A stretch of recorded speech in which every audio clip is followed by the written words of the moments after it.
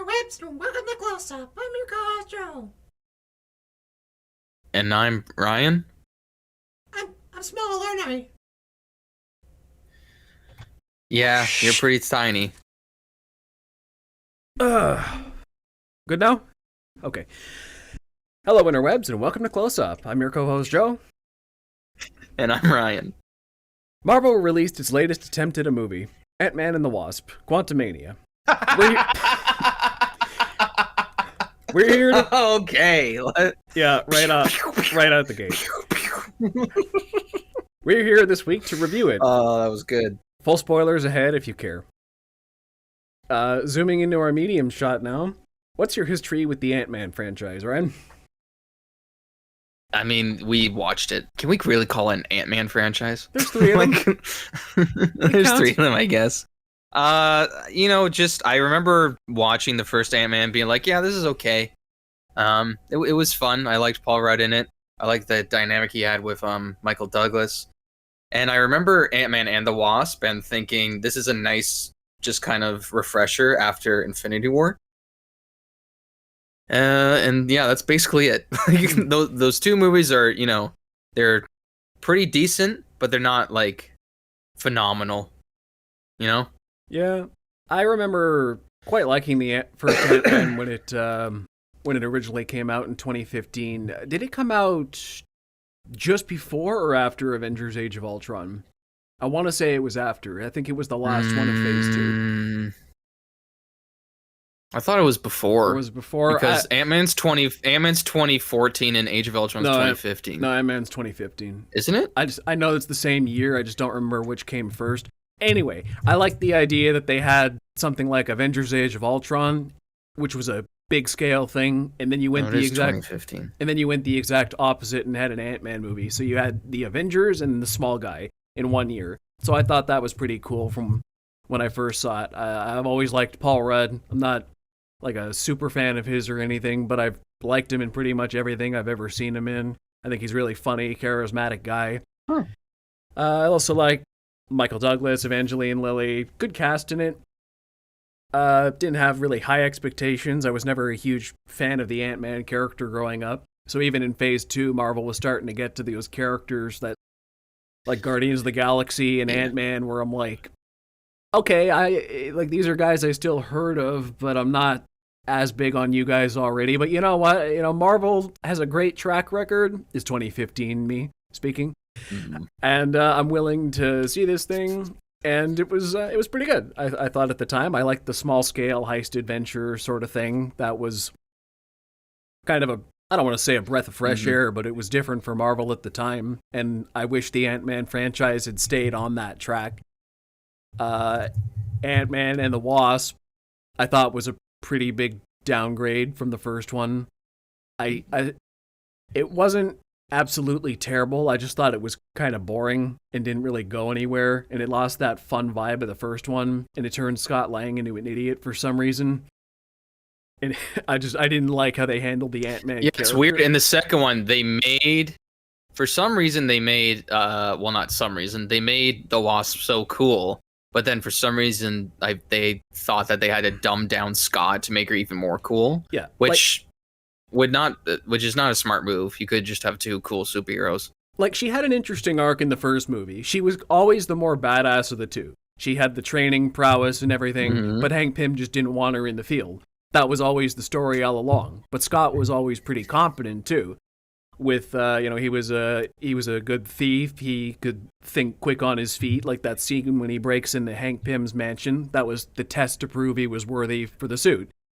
He was not a genius by any means, like Hank Pym or the Van Dynes, but he was always smart enough. And then Ant-Man 2, it's like, why are you even here? You're so dumb.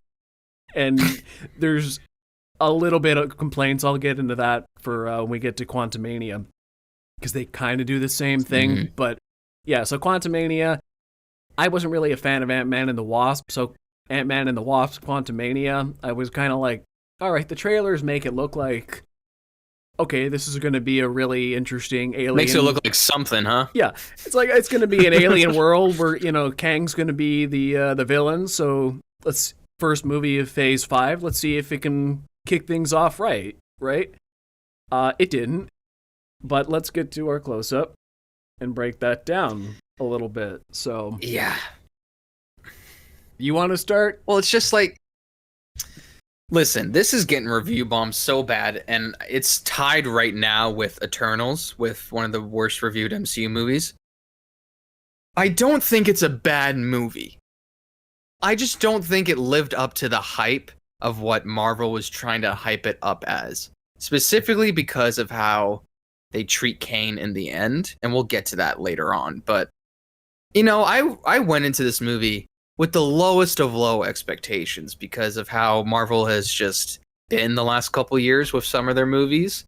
And I was pleasantly surprised with some of the visuals and especially with some of the jokes. Like, some of them were actually funny. You know, what do you do when you cast an actual comedian in your lead role? Oh, he actually knows how to be funny. But with every criticism that I've heard from this movie, I 100% agree with. It's the weirdest thing. Yeah. But I still enjoyed it.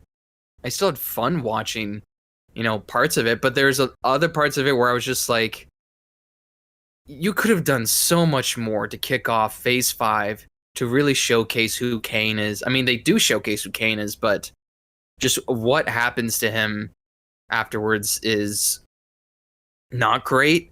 I will say, though, Jonathan Majors is phenomenal.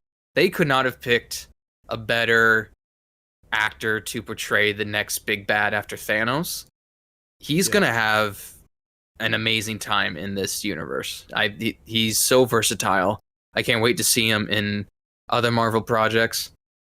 But yeah, that's basically it. I walked out. I forgot to suggest to you, but I was gonna suggest we just start off with this podcast just going, just kind of like that, because that was my experience walking out. Just kind of like, okay, this was another Marvel movie. I'm going to sound pretty bad for saying this, but I was already kind of checked out from the opening credits. And I'll tell you why. So the Marvel Studios logo... Because there's no Michael Pena? Well, I'll get to that too. I have some opinions on that. But the Marvel Studios logo comes on, the classic fanfare, and they're going through all the characters in the logo, and things are going okay for maybe the first second. And then I realized that all the characters... The majority of characters in the Marvel Studios opening logo are the legacy replacement heroes from Phase 4. The majority at this point. And immediately, just from the opening logos, I was like, my universe is come and gone, and what am I still here for? I'm like, I don't really care about Ant-Man. Almost none of my favorite heroes are featured in the Marvel Studios opening logo anymore, for gosh sake. So...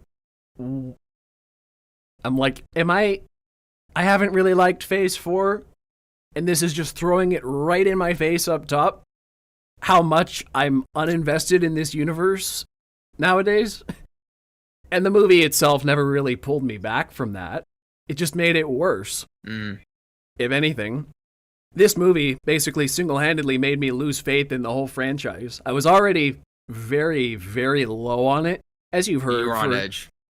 Most of... Like, I used to be a Marvel fan. You wouldn't know it listening to just this podcast in the last year. But most of the stuff I've seen in the last year that I've talked about on this podcast is stuff I just don't happen to like. I'll rave about the old Marvel stuff all day, I can do that all day. Because I like that. References. Yeah. But, nice. Yeah, but Phase 4 was a huge drop for me. And, if this is how Phase 5 is going to start... Marvel's in rocky waters. Mm-hmm. I think the ship's already got holes in it. They're already sinking. Like, it's... And if you disagree with us that they're sinking, Ant-Man and the Wasp, Quantumania, has dropped 69% in terms of box office in its second weekend. It's only made $32 million in its second domestic weekend. That's bad. It's not good. We're critics, we have our... ways we talk about movies. Maybe you'll think, oh, you're egotistical, out of touch, whatever. You went to film school, you're so high and mighty about your criticisms, but that's general audiences All talking. true. That's general audiences talking. That 69% drop. That's just not us critics who are whining about this. And Yeah. I think money's starting to speak. People in general think that Endgame was the natural ending for this universe, and they haven't really been that impressed with the rest of it. Yeah. I knew they were in trouble when they said, oh, Endgame's not the end of our Infinity Saga. No Way Home is. And I was like, no. Okay. And then you watch No Way Home and you're like, oh, this is just a really long epilogue. That's what No Way Home kind of is if you think about it. Yeah. So so this is where we're at right now. The last couple of years, they've had way more misses than hits in the wider public consciousness and in my mind as well. They're old heroes that they've had from the start, the people I grew up with that I grew to love, like Captain America and Iron Man. They're all dead or retired. And the new legacy heroes that they're bringing up aren't doing anything for me. I don't care about Sam Wilson's Captain America or Jennifer Walters or who else, or Shuri as Black Panther. The movie did help me come around on her a little bit, but I still don't care. Who else are they bringing in? I don't really like the Haley new Thor. Steinfeld. Haley Steinfeld was Okay. okay. She was okay. I don't really care for, like, Yelena's okay as well as Black Widow replacement, but like all these replacements are just B-rate replacements for, let's be honest, B-rate characters at the time. When Marvel started off this universe with Captain America, Thor, and Iron Man, these were not the A-listers, and now we're getting the B-list replacements for them. So it's, I mean, yeah, to be fair, they got X-Men. We're only holding out hope. Yeah. We're only holding out, I was about to say, we're only holding out hope that in Secret Wars or Kane Dynasty, that we just see the X-Men.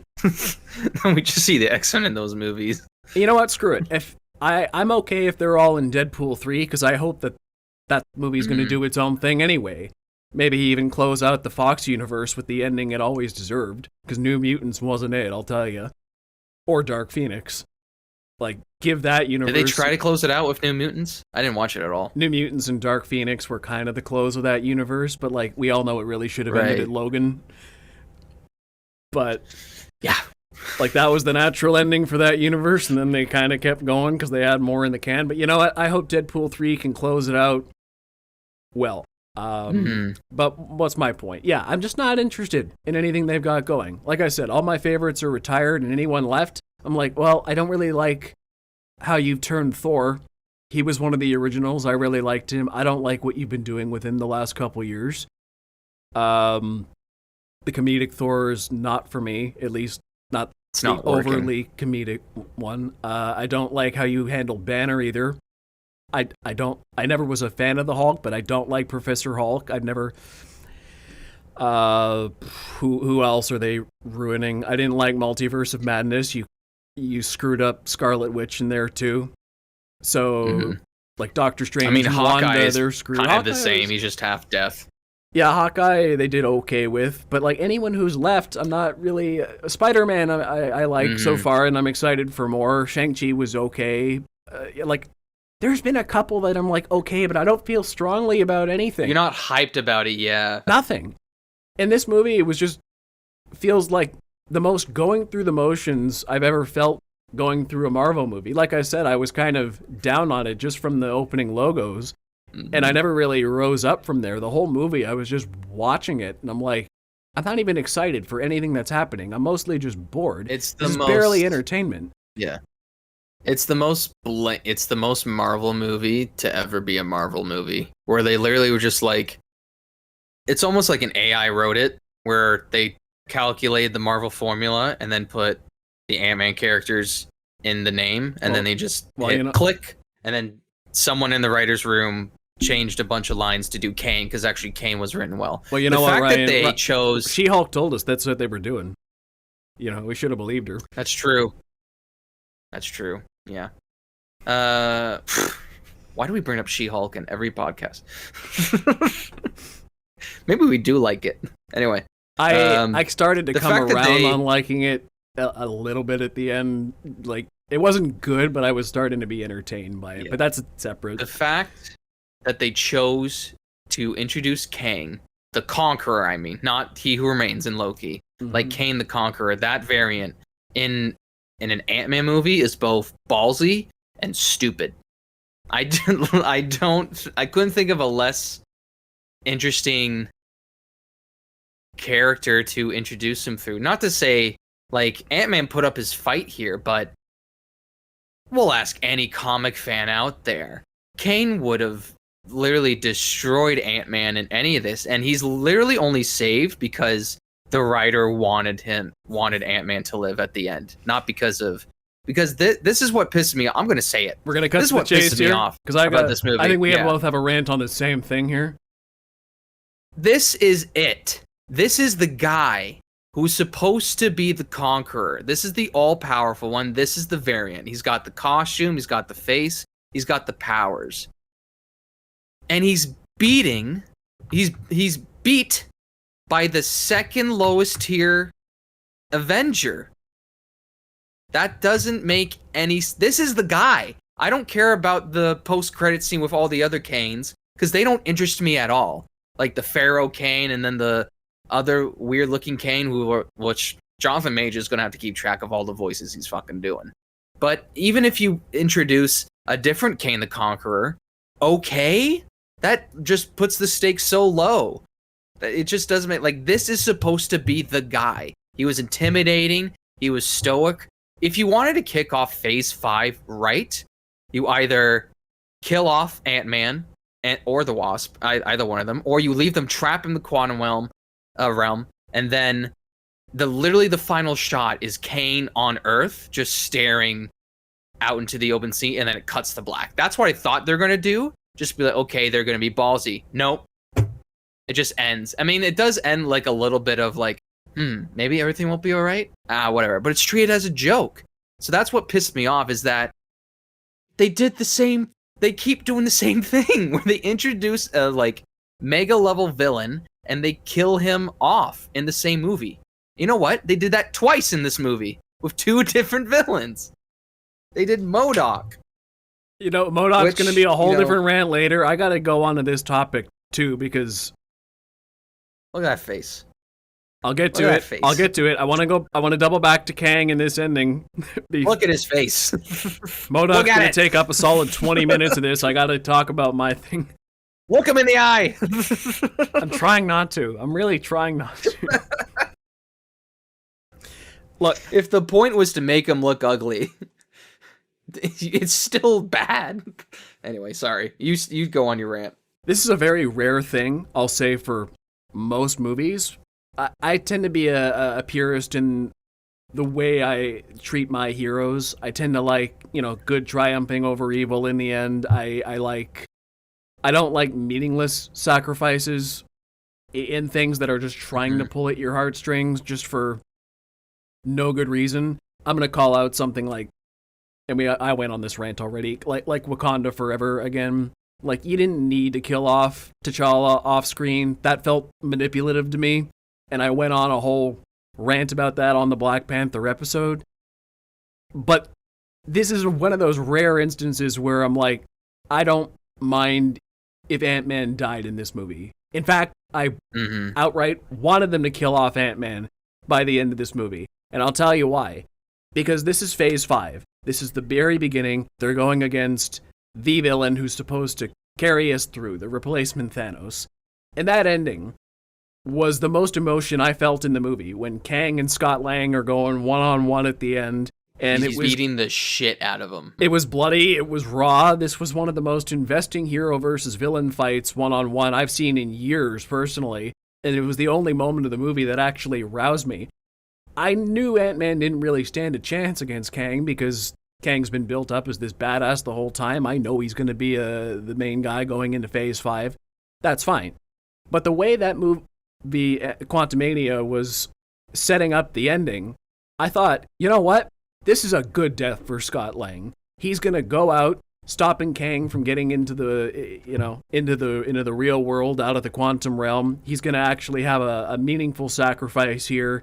And we know Kang's probably going to get out anyway and wreak his havoc. But if Scott died so that the other Avengers could have been bought some time, maybe Hope and Cassie and Hank and Janet will warn everybody, and Scott's death will have meant something, or at the very least, when Hope came back to help him out, they get trapped in the quantum realm altogether, but Kang didn't escape either. That would have been fine too. It's the lack of consequence that really gets me. You go through this whole movie only for the status quo to be basically the exact same, except Scott has a feeling something might not be. Except he has PTSD. Yeah, that's not good enough. It's because they're never going to address it again. You know that. At this point in the MCU. They will never address it again. Okay, yeah, early 10 years ago, sure, Tony Stark threw a missile up the wormhole and had PTSD in Iron Man 3. We're past that, Marvel. Scott Lang's traumatic stress is never going to be mentioned again. Ever. Yeah. So you that's like a kind of consequence, but it's not going to be relevant at all. It's like, it's so weird. Ant-Man needed to die at the end of this movie for it to matter, and it just doesn't. Yeah. You had the tee up for a perfect ending, and you blew it. I preach all the time about how I love how this universe is really well connected, or was really well connected, and continued stories, or even one-off stories, you can tell they're connected throughout the universe. But since Phase 4 started, you cannot tell there's connection. What was supposed to happen when He Who Remains dies, right? It was supposed to cause, like, chaos throughout the multiverse. We have still not seen the effects of that. We haven't seen the repercussions of that. We only keep seeing these one-off stories. And even in Eternals, no one's talked about that there's a celestial poking out of the earth. No one's talked about that. And yeah, maybe it was in She-Hulk. You could look in the details. It was on the news site, title. That's not good enough. Yeah. It just feels like it feels connected, but so disconnected. It just feels like they don't really care that much anymore. And the funny thing is, I've been an advocate for DC for a very long time, saying I really respect their individual stories. But Marvel doesn't even have that, because Marvel's dropping the ball on their overall connective tissue. And their standalone stories aren't very good either, is the problem. I can't even look at most of the stuff they've done and be like, you know what? It didn't connect to the universe very well. It didn't build up Phase 4 in any meaningful way. But you know what? That was a good movie in its own right. I'll give you props for that. There isn't much of that, I can say, for the last few years. I can't look at something like Black Widow and be like, all I can think of when I look at something like Black Widow is this movie should have come out 5 years ago. It's not that good a movie. It's set so long ago that it doesn't even have anything to do with modern day, except you set up Yelena, kind of, for a story that probably won't happen till Phase 5 or 6, with her and the, what do you call them, the Dark Avengers or whatever it's going to be, with John Walker and Red Hulk and whatever. So yeah, their connective tissue's bad, and their content's not good enough to cushion that blow. And Ant-Man is one of the... I don't know. I came out of the theater kind of mid on it originally. I was like, you know what? It's not that bad. It's a movie. And now the more I pondered it, the more I'm like, no, this movie's bad. Why do we keep letting Marvel get away with this? If I was not a diehard Marvel fan who went to see pretty much everything, I would never have gone to see this movie. Just based on word of mouth. Or even the marketing trying to sell me on it. I just go to Marvel movies at this point because of habit. I've seen every Marvel movie since 2008. In theaters, I think. I don't think I missed a single one in theaters. And like I said, from the opening credits, I'm like, why am I still here? And you're not selling me enough anymore to keep me here. And there's going to come a time where I'm just waiting for the day where I don't go to see that Marvel movie in theaters. And that'll be a big one for me, because I'm already willing to skip the Disney Plus shows and whatnot. I skipped Ms. Marvel and maybe two of the other ones. But the moment I don't go see a movie of Marvel's anymore, that's... Yeah, I don't even know what... I can't imagine that world right now. But I'm starting to be able to. And that's scary for me as a longtime fan of this franchise. And it makes me sad, really. Yeah, it's really sad because we are, for much shit talking we're doing right now, we are Marvel fans. Like, we love this franchise. We don't We've want to loved see it it since fail. 2008. No, it's like seeing like your best friend or like a mentor of yours who you like spent your entire childhood with growing up, and you're just slowly watching them like succumb to dementia, and it's just becoming like, because they're telling the same story over and over again, but they're changing the details with it. But, you know, for how much shit talking we're giving Marvel right now, I will give them this, that with how much they're not writing their, like, old characters well, when they introduce a new character, they do make them interesting enough where I'm like, okay, I can see you creating stories around this character. Like Yelena with Florence Pugh I think she's pretty good. Jonathan Majors, I think, is, like, I'm excited to see more of him. Haley Steinfeld, I think, is good. I shat on Miss Marvel. I don't think it's a good show, but the actress is really, really good. She's entertaining enough. I'm going to counterpoint you. I don't think they introduced their new characters very well at all. I just think they lucked out hiring charismatic actors who I like the actors more than the characters. Is Kang really written that well? Is Kate Bishop really written that well? Is Miss Marvel really written that well? I don't know if they are, but I know their actors are charismatic, and I want to see, or Florence Pugh as well. I know I want to see more of them, but it's more because of the actors than their stories thus far that I've seen. Like, the writing isn't that good. But I would argue Kane is written pretty decently. That's the only time in this movie where they tried. Yeah. You want to talk about Kang, or do you want to talk about something else? How do you feel about the recasting of the of Ant Child? Was she Cassie. the one? Was she the one Peanut? in Endgame, or Nope. no? They recast that one. Different actress. They recast her. Well, shows how much I noticed. So I don't. And that actress didn't find out until the trailer for Ant-Man came out, I think. Like, she had to find out online. Which happens a lot to some recasting. They don't find out until, like, Twitter, which sucks. Oh, that's The fact that they don't get, like, a phone call is really bad. I think, let's talk about apparently a lot of people are saying Michael Douglas's 90% of his lines just involve the word ant. Yeah. He just says ants a lot. Yeah, that makes sense. And some people said, like, they didn't like his performance, but I think he tried. No, you know He what? tried his best. I didn't like with his what he was performance. given. I didn't really like anyone's performance in this movie, to be honest, except Really? Jonathan Majors. I liked Catherine How Newton. about Michelle Pfeiffer? Jonathan Majors, Michelle Pfeiffer, and Catherine Newton, I think, were the only ones that were trying. I think everybody else in this movie phoned it in hard. Because what were they having to work with? Really? Like, Well, they also nothing. left Evangeline Lilly in the dust for a movie called Ant-Man and the Wasp. The Wasp had She nothing maybe to got do.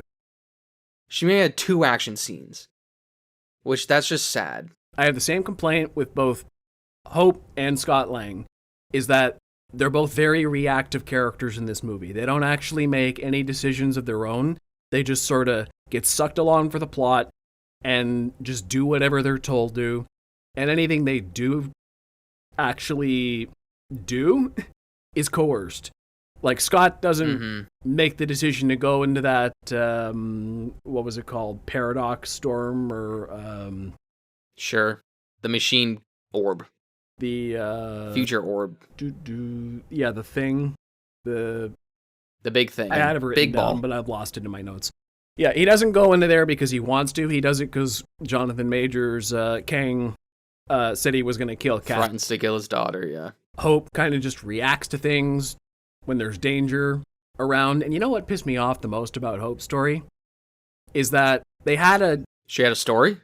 She nearly had a compelling one, actually. And it bothered me that they didn't mention it at all.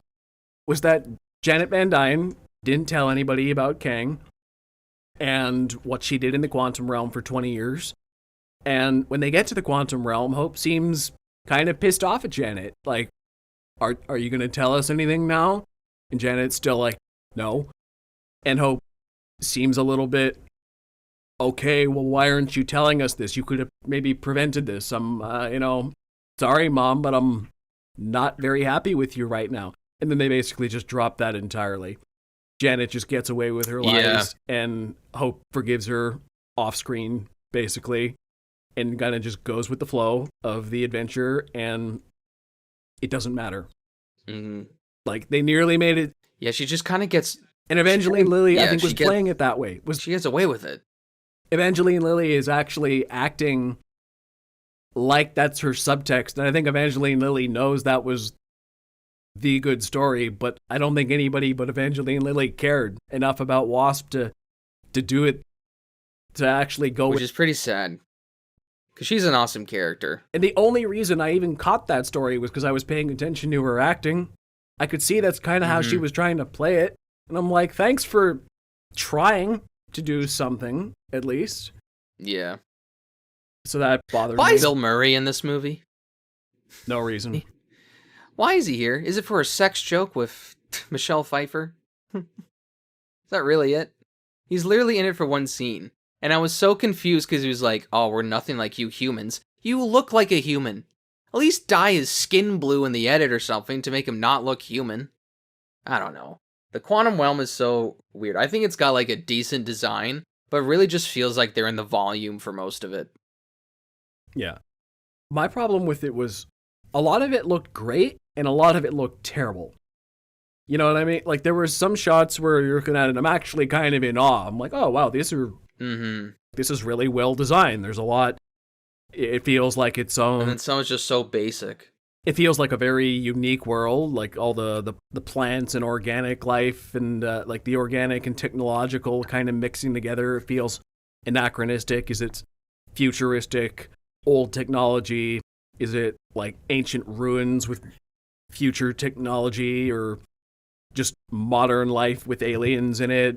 Like, there was a lot of weird time stuff in there as well. Like, time had no meaning.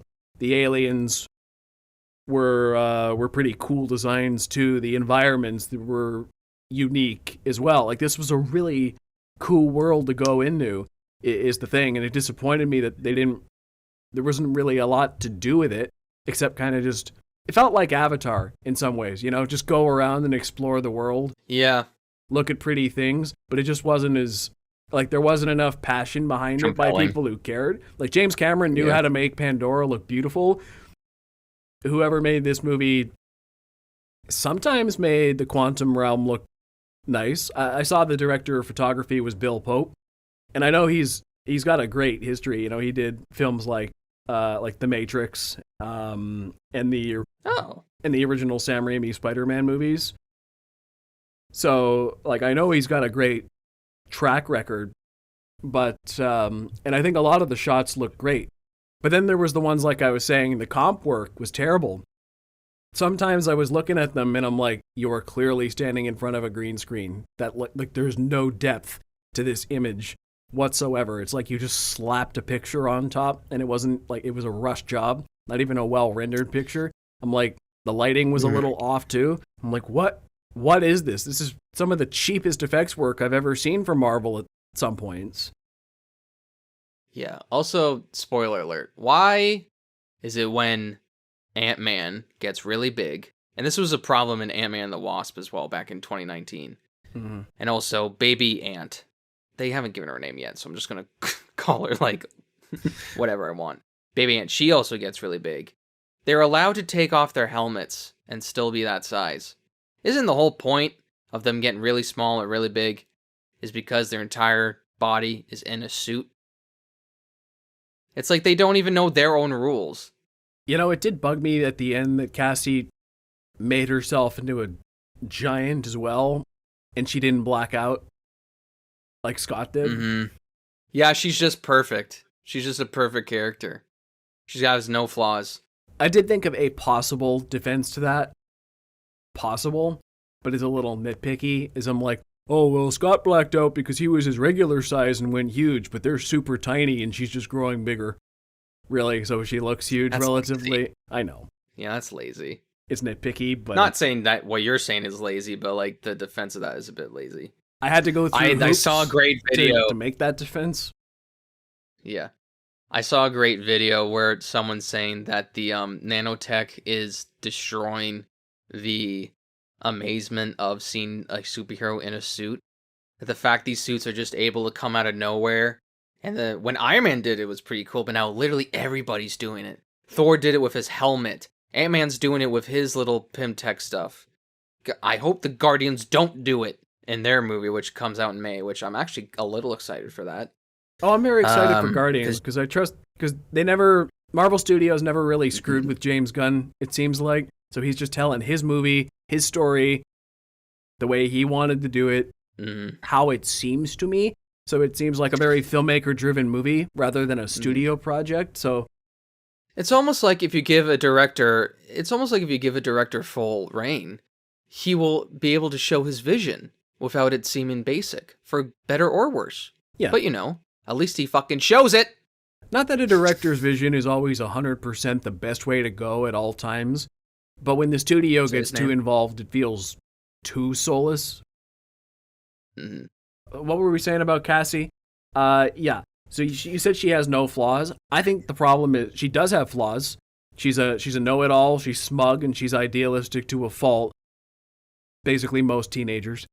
But the problem is that the script doesn't act like she's at fault, and I noticed this problem so much in so much media nowadays. Where if you're looking, these characters are very clearly flawed, but the script doesn't ever act like they're flawed. Well, she's Gen Z, Joe, and Gen Z's not allowed to be wrong. I'm Gen Z. They're gonna call me on everything. Look at the comments section of our videos. We're gonna get called on so much. We don't get away with anything. It's just movie characters who are young get away with stuff. I can't read. It's okay. Yeah. Oh God. So the script is the problem. The script is like, it's not that she's not flawed, but the script doesn't act like her flaws are flaws. She just kind of sucks, but nobody says so. Especially Scott, who bends over backwards for her every scene. She's being really mean to him, like at the start. Oh, you saved the world, but that's not good enough because there's still homeless people. And he's just like, I don't even know what to say to this. He's like, I can't even, what do you want me to do to, I don't, and I think Paul Rudd tries to have chemistry with her, but it's just tough. It's not the same as when she was little. It's not the same. It's not the same where in that scene where I almost cried where they reunited in Endgame. Yeah. It's a very touching moment. I was taken aback immediately when her introduction is getting released out of jail. I'm like, oh, that's shocking. Little Cassie Lang is in, a jailbird now. Like, that's... I was like, we're doing this? That's weird. Like, they said it was for activistic reasons, which is, I guess, supposed to make us sympathetic, but she's, I don't know, she's telling off cops, telling off her dad, clearly sticking it to authority, making really dangerous weapons in the basement. I'm like, yeah, I mean, that stuff kind of worked on Tony Stark, but he had the charm to pull it off. And the money. Like, and people called him out. Is Marvel trying to say activism is bad? Yeah, but also people were always calling Tony Stark out on his bullshit. Always. Like Pepper Potts from the very beginning, Rhodey. Like, Tony did all these things, but they were acknowledged as flaws, even from the very beginning. Like, his ego was a problem. Cassie is just like, oh, well, of course she's right for believing in these things and presenting herself the way she does. Also, I don't like how they're making Cassie a genius-level intellect. I hate that all these new Phase 4 characters... All the children are geniuses. Yeah, I was thinking, remember back in the days of the Avengers, the very first Avengers movie, where the only smart people in the room were Stark and Banner? I have to... Like Captain America's smart, Nick Fury's smart, whatever. But the only two geniuses in the room were Stark and Banner on that whole team. Everyone else was at least, like they had their skills, they were good fighters, but, like, they were at least average intelligence. Now everybody's a genius. They shared a blueberry snack. Yeah. And that's one of my favorite things about Scott Lang from the original Ant-Man, was that he felt even more like an everyman than the rest. They dumbed him down a little too much in Ant-Man and the Wasp, as we already said. I think he wasn't as dumb in this movie, thankfully. He was, more back to the Scott Lang I know and love. I just don't like how, but he still looked dumb compared to the Pym Van Dyne family, who are just all geniuses apparently, and even his own daughter. And you know one thing that made it stand out even more? All this super genius stuff is that they cut out all the other cast. They cut out Michael Pena, they cut out Scott's ex-wife, they cut out her husband too. They cut out what made the Ant-Man movie special was once again smaller scale Marvel. It was more average people. And then you had, Hope Van Dyne and Hank Pym and Janet, these really smart people. They were in there. But the Ant-Man franchise was based around these characters of more average intelligence. And then you just jettison basically all the supporting cast and replace them with these unrelatable geniuses. Of course, we're not going to connect as much to these people if they're pretty much the only ones we're following. Scott Lang is the only one that I'm like, you're being shat on at every opportunity in this movie, but you're the only one making reasonable calls that I can comprehend and be like, yeah, I see how you got there. Why is everyone else doing what they're doing? There's too many ant people. Well, that's like way too many. And they're all capable of like traversing the quantum realm. You put in Michael Pena, who's just like he has no idea what to do. There's some good comedy there, and there's like actual stakes because you gotta protect this idiot running around, and it's just like that's what Cassie was supposed to be, but she wasn't. Scott was worrying about her the whole time, but she can clearly handle herself, so there's no stakes. We're like, I feel for Scott caring about Cassie. That's great. A father caring about his daughter is a really nice hook. It's kind of a family story. I get that. I'm attached to them from the last few movies. Like, their relationship has always been really cute. But she's not actually really in danger, so it's not like all your investment kind of goes out the window there because he just looks overprotective. Hey, remember when Kane shot at the people and they died instantly, and then he starts shooting at Ant-Man and then he's fine? Yeah. Okay. Is it because he's bigger? There's no explanation for that. Whatever. I have zero idea. Let's end this off by talking about MODOK, which is a negative, and then do we have to? Kane, which is a positive. Poor. What is his face? I'm gonna pull it up again. I got it. I'm gonna make you look at it. Look at his stupid face. Look at it. You know what I thought when I saw MODOK for the first time in this movie? Poor Corey Stoll. Do you remember Shark Boy and Lava Girl? Yep, I know exactly what you're talking about. Do you remember the bad guy at the end of Shark Boy and Lava Girl? The CGI on MODOK, about 18 years later, looks as good as Shark Boy and Lava Girl did circa 2005. It's that Even bad. His mask looks dumb. Yep. You hear me complain about Marvel CGI all the time. Do you see it now? Please tell me, MODOK, you finally see it. No, I see that. I see it. And like, if the point was for it to make it look bad, no. Why would you make that the point? Everything else in the movie looks decent. If you're gonna go that route, make him you can make him CG, but also kind of add like a little bit of animation twist to it. Because in the comics, he's supposed to have like a little bit tough of hair. And I'm pretty sure the face is supposed to be like a giant, but like flat one. Yeah. His is like really wide, man. It's ridiculous. And good on Corey Stoll for trying his best, for returning from the first Ant-Man and, becoming another iconic villain. But I was pleased to see him at the first. When they first revealed who it was, I'm like, oh, that's kind of cool. I knew someone spoiled it. I knew he was in it. Okay. Yeah. I didn't at all. I'm like, maybe it's a little derivative of Red Skull showing back up from Endgame or whatever. Oh, the old villain from the first movie shows back up in a different context. Okay, I've seen that in the MCU before, but I liked seeing it back. In Ant-Man 3, it kind of tied some stuff up. I've never been a huge fan of MODOK. I don't really know much about the character.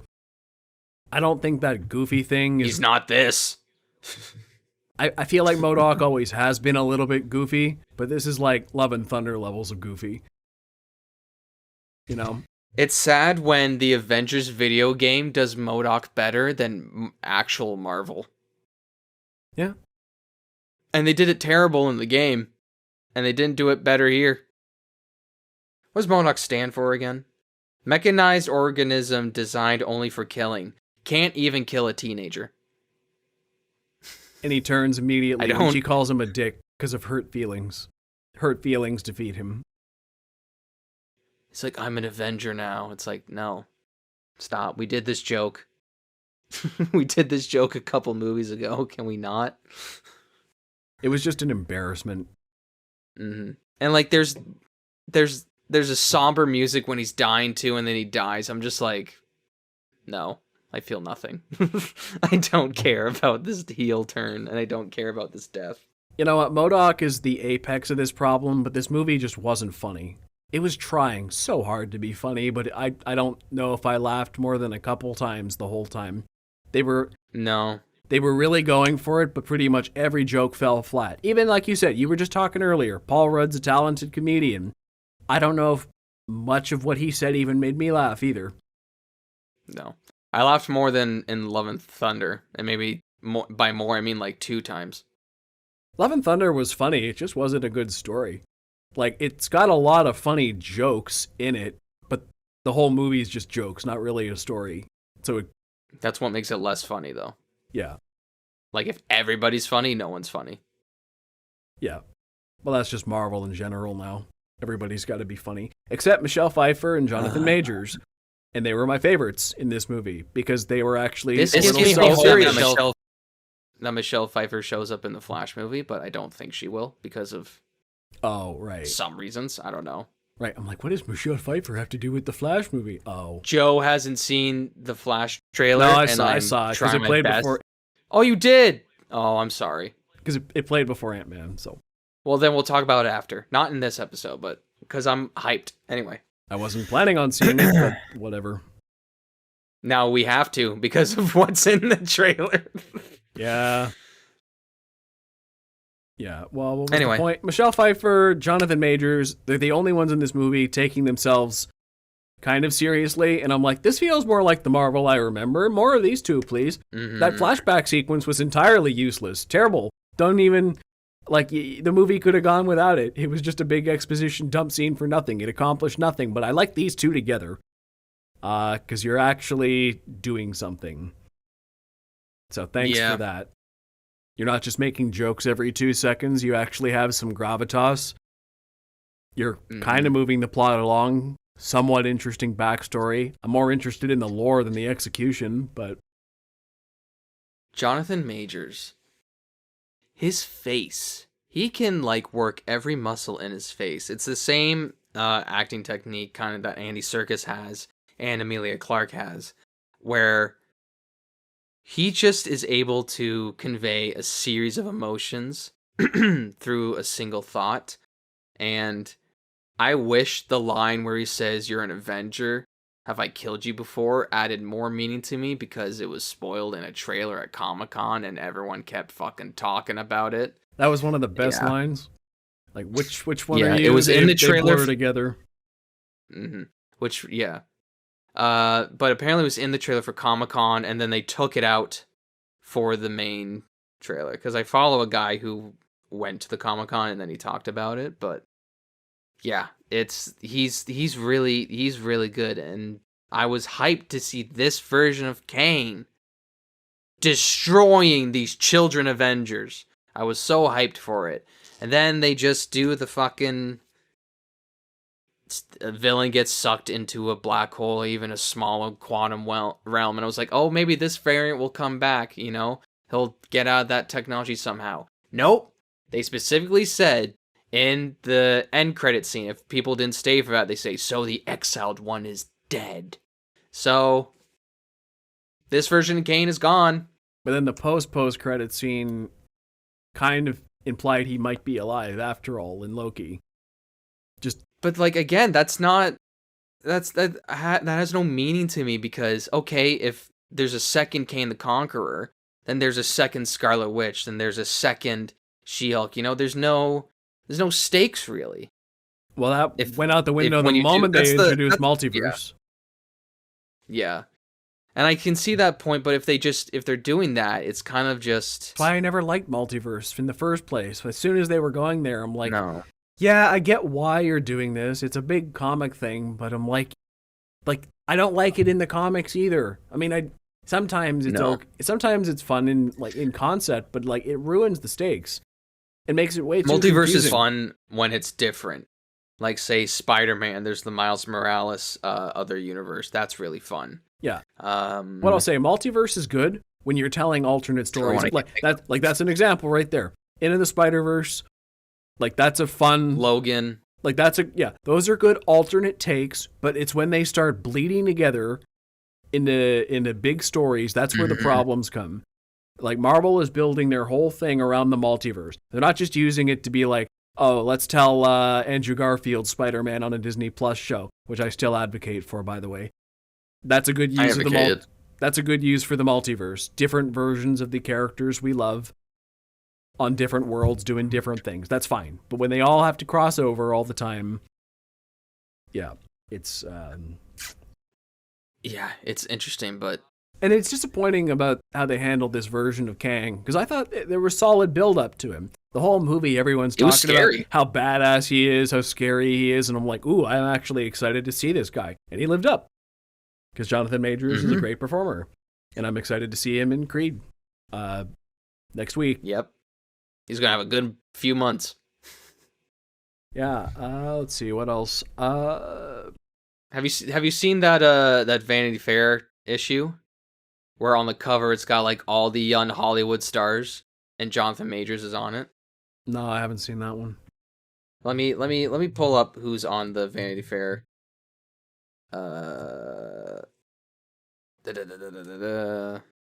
Vanity Fair.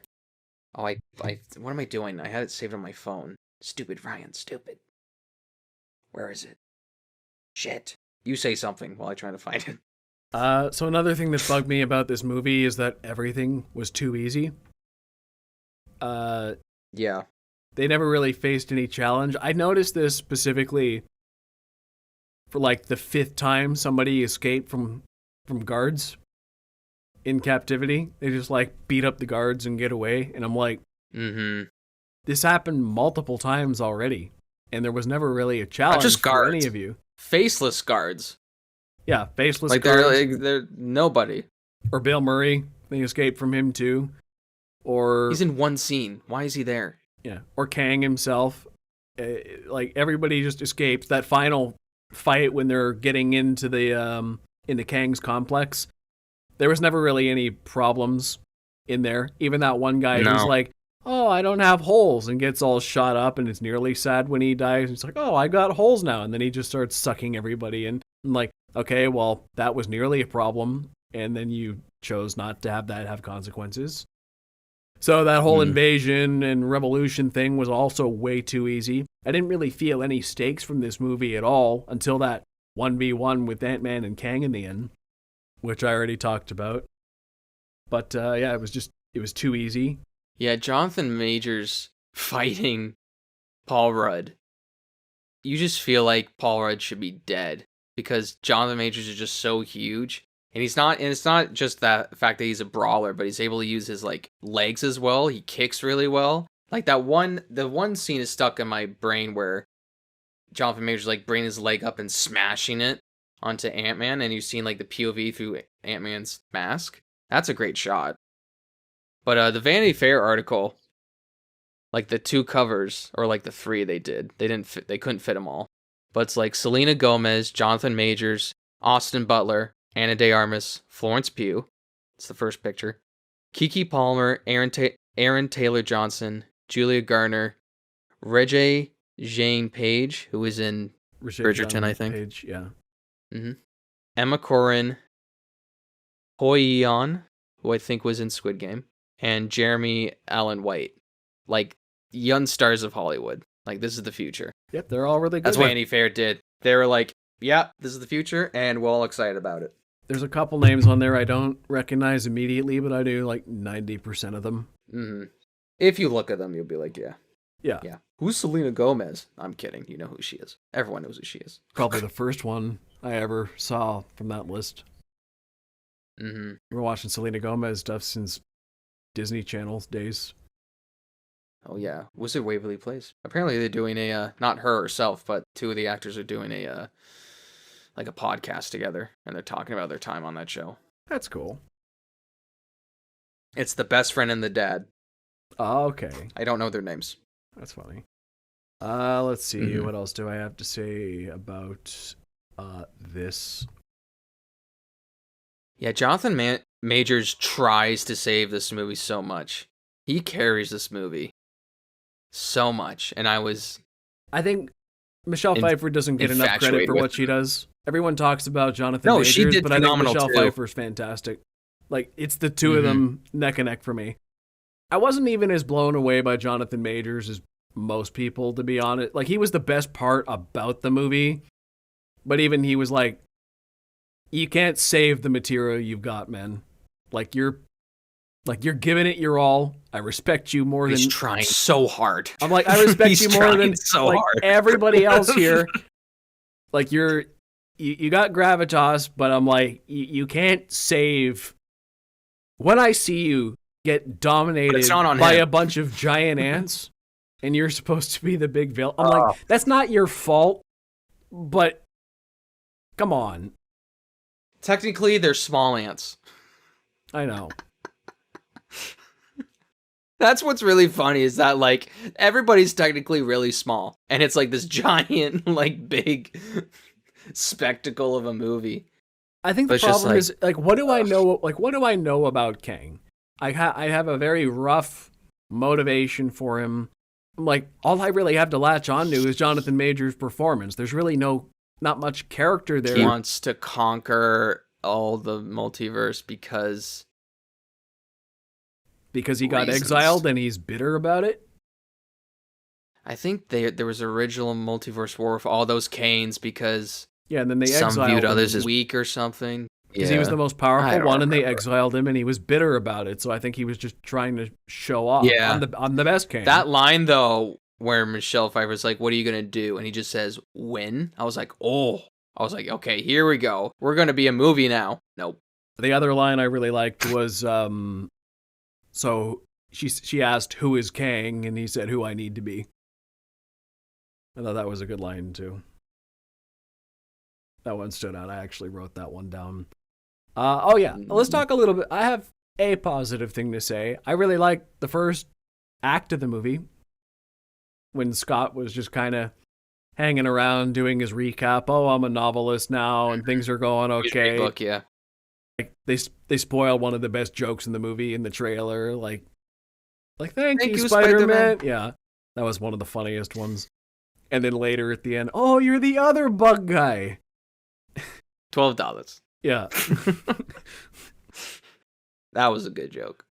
Yeah, I like the intro to it. Seeing, Scott Lang happy and thriving with his family was nice. It sets up a good ordinary world that you want to see them return to. And okay, this is a nice happy thing before shit hits the fan. I'm like, not loving it, but it was a decent beginning, and then it all kind of went to crap. I will admit it was a nice touching moment where Michael Douglas said he read his book. Oh, yeah. I was kind of like, aw. I was like, oh, that's nice. So what I'll say about this movie, just in summation here, is that the first act isn't amazing, but it's a decent setup. The last act I really liked till they blew the ending with no consequences.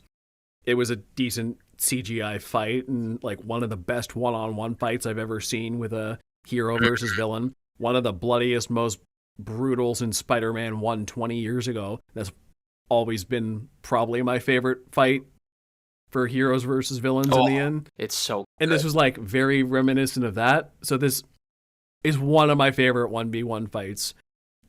Great until they blew the consequences. And then the second act is kind of just them going through the quantum realm and nothing really happens. It's kind of just exposition dumps and them wandering around meeting people and nothing. Who we don't care about. It's the classic screenwriting thing, right? They always say most stories for screenwriters tend to go, the writer has a good way to start the story, they got a good way to end the story, and they don't really know how to fill the middle. And this movie is textbook for that. I don't. Yeah. They didn't know what they were doing. Or maybe they did, and they just, like, studio politics interfered. Maybe Kevin Feige or producers were like, actually, you can't do this, this, and that, because that ruins the setup for this, this, and that. You can't do this in the quantum realm because it messes up our rules. You can't have Kang do this because the next 3 projects are involving Kang, and we already have those written and shot, so you can't do Kang the way you wanted to do Kang. You can't kill off Paul Rudd because he's contracted for 3 more movies. There's a million reasons why they maybe had to chop out everything of substance, if they had any to begin with. But what it comes down to is Marvel Studios just, like, this movie was just... It's a mess right now. Yeah. This movie was directionless, and Marvel Studios didn't do it any favors, I bet. They're too hands-on. And here's the thing. I'm excited for Guardians 3. In no way, shape, or form is it going to fix the mess that is going on in the multiverse saga. It's going to have zero to do with it. Zero. It's going to have zero to do with it. This movie was because supposed they to come are out their 3 own years ago. They're their own universe, if you think about it. Yeah. Yeah. It's their own... I believe this movie, It's their own thing. with this script that it's being shot with, was supposed to release about 3 years ago. So it's got nothing to do with the multiverse saga. And if it does, somebody forced James Gunn to throw it in, because this was not what he was going for at the time. I always just loved the idea of Guardians 3 because James Gunn got fired from the project, got hired at DC. He's running the place now, and then Marvel was like, oh, you can come back and do the last Guardians. And he's like, thank you. That's an example of getting to have your cake and eat it too. He got everything from getting fired somehow. Yeah. And he's probably like, well, I'm glad I'm out of Marvel now. I'm excited for Guardians 3, but I'm also not excited for it to be over because I have a feeling it's going to be the last really good Marvel movie to come out in the next few years. I don't know what else. The Marvels might be good. I have hopes. Still haven't seen a trailer, but I still don't really have hopes because I didn't really like Captain Marvel. Monica Rambeau didn't really blow me away in WandaVision. She was okay, and I didn't see Ms. Marvel. If from what I've heard, funny enough, I've seen 2 out of 3 of those characters, and Ms. Marvel is the one that excites me the most because she's the one I've heard the most positive things about. Coming out of this, great. Like, I didn't watch her show, but she's probably the only one I'm actually gonna like in the movie. At this rate, I think you'd love her. Yeah, as a character, I think you'd love her. It's like She's I said before, like the actors are good. The actors are not the problem here. It's the writing. The casting director should get an Oscar. Yeah. That's it. Or the casting They've got agency? It's casting directors usually, but like they got good people working here. They just fallen down on the writing because I guess nobody really cares anymore. Marvel, the worst thing that ever happened to Marvel is that they became the biggest thing in the Hollywood. Really. Back in 2008, when they were working with B-tier characters nobody cared about, they didn't have the rights to any characters people liked, and they were working with a burnout actor like Robert Downey Jr. Everything was set up against them back then, so they actually had to try and knock it out of the park. That nobody had ever done this. The movie came out 15 years ago. Yeah, they were innovative. The deck was stacked against them. They were underdogs. It was like superheroes were kind of becoming cool, but superheroes weren't really cool back in 2008. People forget that. Maybe you had a couple of breakout hits, but it wasn't a thing. Like everyone and their mother knows Superman, Batman, Wonder Woman, Spider-Man, and that's basically it. In 2008. Yeah. But now they're the biggest thing in Hollywood and they don't have to try anymore. So you get corporate crap. There's no heart in it. And the worst thing is I look at a movie like Quantumania and I can see where the heart nearly was. It's trying to poke through. Yeah, I can see where there were some stories poking through, maybe a nice story about like a father-daughter bonding thing, like Cassie's starting to be not an out of control teenager, but starting to get ideals different than her father's, starting to go into young adulthood, grow up, move away from her father, and he's not really ready to let her go yet.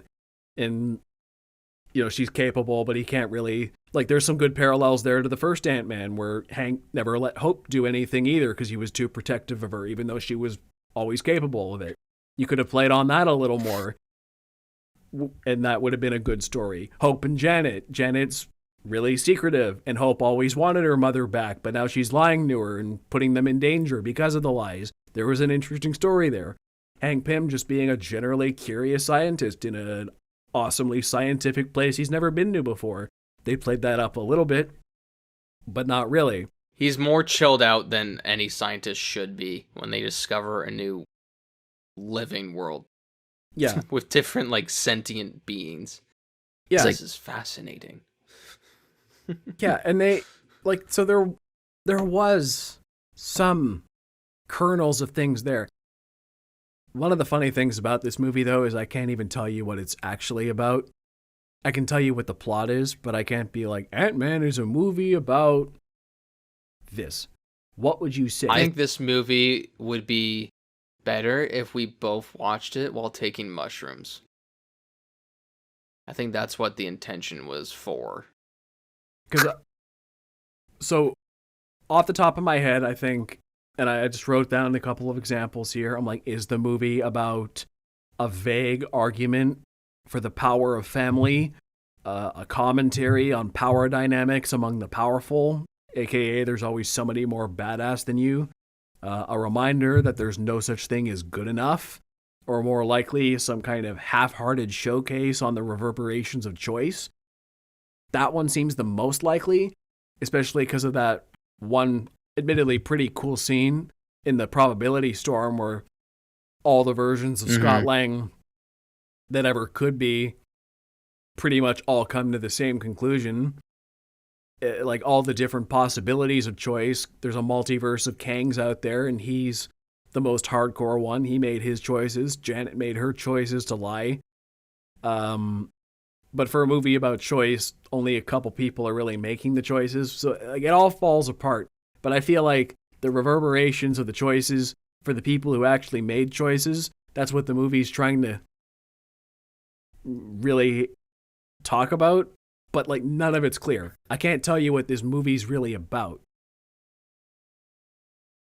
It's like Marvel saw what Avatar did and was like, hey, we should have a movie that shows off our VFX team as well. But then they just don't try to be that unique with it or be that creative with the story. It's just kind of like... And the visuals were solid for the most part, except for, once again, some really terrible effects. Bad comp work, MODOK, but a lot of it was some of the best I've seen in a long time. It's some of the best, some of the worst I've seen from Marvel in terms of VFX in a long time. But they're so inconsistent, and that's what bothers me. Yeah, this is tough. That's about all I've got to say. It's a tough one. I don't think it's because they're both tied right now. I don't think it's worse than Eternals, but it's not that much better than Eternals. I also don't think Eternals is the worst Marvel movie. I liked Eternals better. If only because... Yeah, if I... To me, Eternals, I try not to be hypocritical when I'm like, yeah, I like Zack Snyder's DC movies and I hate Eternals. I don't want to be that guy because it's basically a Snyder film in Marvel without any of Snyder's flair. Like, it's going for very... It's still fun. I didn't like it. But it's going for very... Like, I respect it, is the thing. I don't think it's that bad. It's just kind of boring. It is basic. Yeah. It had a lot of potential. But, like, the visual style is very unique in it, too, compared to other Marvel movies. Like, it looks better than a lot of them. It had some cool lore to play with, but it's just... Stacked cast. Like, and I also think Chloe Zhao, once again, had a point with it. It's not, like, aimless, like Quantumania. There's a lot more going. Like, if Quantumania and Eternals both get really low scores and they're about even, I call BS on that. Because Eternals is trying way harder and succeeds a lot more at what it's trying at. Eternals actually had a message. Exactly. Which was basically, no matter who you are or what you're bound to do on this planet, you should always strive to do the right thing, no matter the consequences. Like, I'm not trying to argue Eternals is a good movie, but to equate it on the same level as Quantumania is like, okay, you're just blindly hating and missing the point. This is where actual film criticism comes into play. The fan in me can say, yeah, they're both bad. I didn't really like either of them. But the critic in me is like, no. Eternals has way more artistic merit, at the very least. Ant-Man is a big nothing.